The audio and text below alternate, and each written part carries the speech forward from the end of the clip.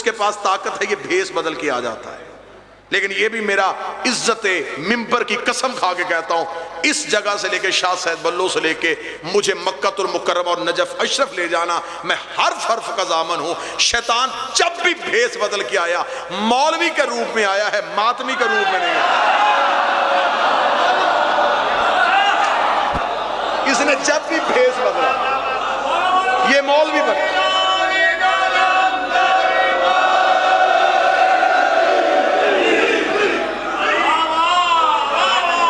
اس کے پاس بھیس ایک ہی ہے، اسی وجہ سے اسے ابلیس کہا جاتا ہے۔ ابلیس لفظ نکلا ہے لباس سے، لباس تبدیل کرنا، یعنی کہ اندر کچھ باہر کچھ، ہر چیز سے ابلیس روکتا ہے۔ قرآن کہتا ہے ان الصلاۃ تنہا عن الفحشاء والمنکر، بے شک نماز برائی سے اور بے حیائی سے روکتی ہے۔ ابلیس بہت بڑا نمازی تھا، نماز نے روکا کیوں نہیں؟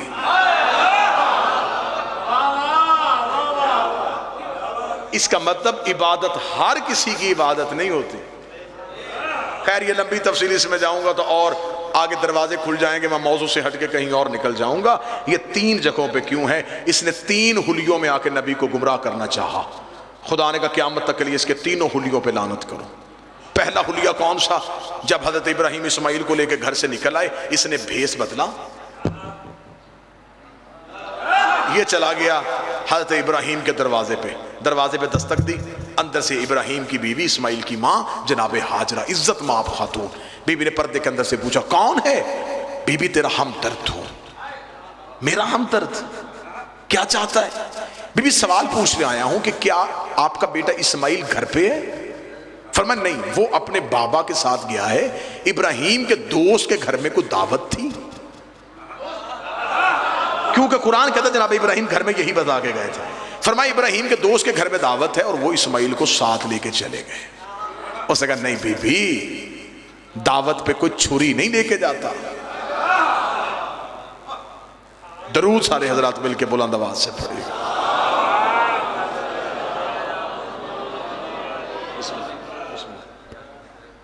عزت مآب علی جناب شہنشاہ قصائد، میرے آپ کے ہم سب کے پسندیدہ ذاکر، ہم جن کے منتظر تھے وہ منتظر آ گئے۔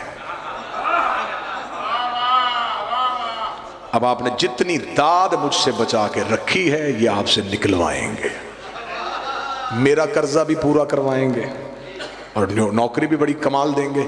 سرکار بس یہ بات یہیں پہ مکمل کروں اور ممبر اپنے بھائی کے حوالے کروں۔ اس نے کہا بی بی دوست کے گھر دعوت نہیں ہے، ابراہیم کے ایک ہاتھ میں چھری تھی، ایک ہاتھ میں رسی تھی، وہ تیرا بیٹا ذبح کرنے گیا ہے۔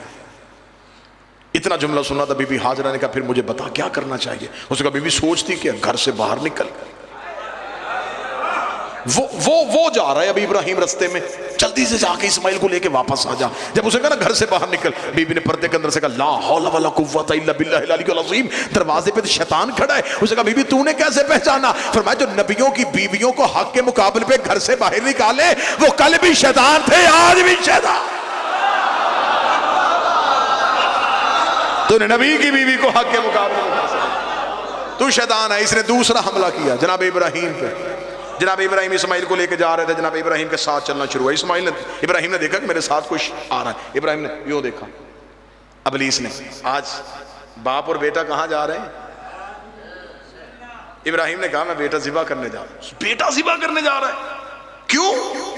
ابراہیم کہتے میں نے خواب دیکھا، اللہ کا صدق تو رویا، پھر میں نے چاہا کہ میں اپنے خواب کو سچا کروں۔ اسماعیل کا یوں حال، جانے دے، خواب ہم بھی دیکھتے ہیں، ہم نے تو آج تک بیٹے ذبح نہیں کیا، میں نے بڑی دفعہ ایسا سپنا دیکھا ہے، میں نے تو کبھی بیٹا ذبح نہیں کیا۔ ابراہیم نے نیچے سے کنکر اٹھایا، اسے شک ہوا، یہ بھاگا۔ ابراہیم نے پیچھے سے کنکر مار کے کہا خدا تجھ پہ لعنت کرے، تو شیطان ہے۔ اس نے کہا تجھے کیسے پہچانا؟ فرمایا جو نبی کو اپنے جیسا سمجھے۔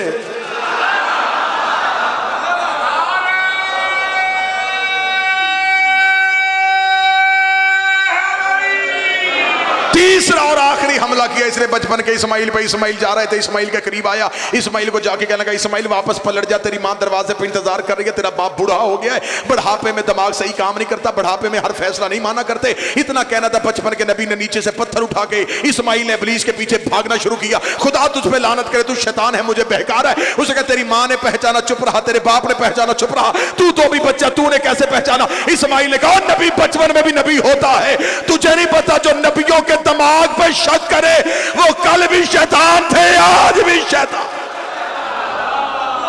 تو نے شک کیا میرے باپ کے دماغ. پورا حج ہے حسین کے عزادار کے مخالف کے منہ پہ تماچا. جب حج کرنے جاؤ تو اسی کعبے کے پردوں کے ساتھ لپٹ کے حسین نے کہا تھا اللہ کا گھر گواہ رہنا, تیری حرمت بچانے کے لیے حسین جانا.